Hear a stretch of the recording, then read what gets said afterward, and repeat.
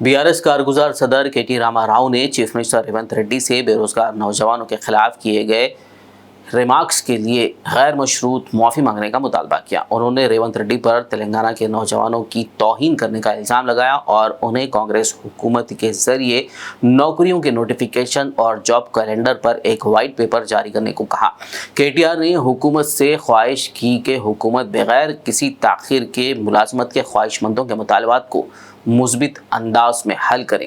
साबिक़ वज़ीर ने कहा कि नौकरी के ख्वाहिशमंद अब भी कांग्रेस की यकीन दहानियों का इंतज़ार कर रहे हैं।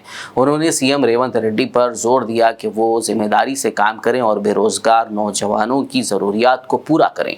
रेवंत रेड्डी మాట్లాడుతున్నాడు బక్కా జడ్సన్ గారు దీక్ష చేస్తే ఏ ఉద్యోగ కోసం ఆయన దీక్ష చేస్తున్నాడు అన్నాడు। మరి గాంధీ భవన్లో 2023 సంవత్సరంలో రేవంత్ రెడ్డి గారు కూడా దీక్ష చేసిండు। ఏ ఉద్యోగం కోసం దీక్ష చేసిండు? ఏ పరీక్ష రాస్తున్నాడు రేవంత్ రెడ్డి అని చెప్పి దీక్ష చేసిండు? ఏ పరీక్ష రాస్తున్నాడు అని చెప్పి మరి ఈరోజు రాహుల్ గాంధీ అశోక్ నగర్కి వచ్చిండు।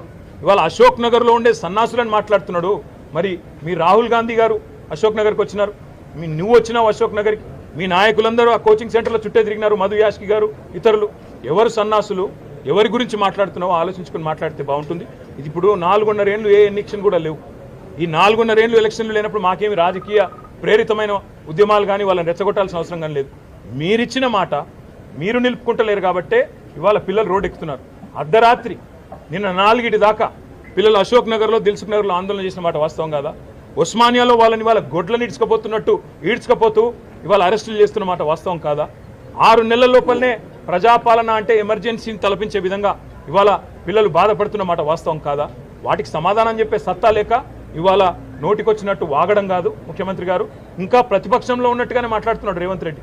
ఒక ముఖ్యమంత్రిగా గౌరవంగా తెలంగాణ పిల్లల గురించి మాట్లాడితే ఆయనకు మంచిది, అందరికీ మంచిది, రాష్ట్రానికి మంచిది।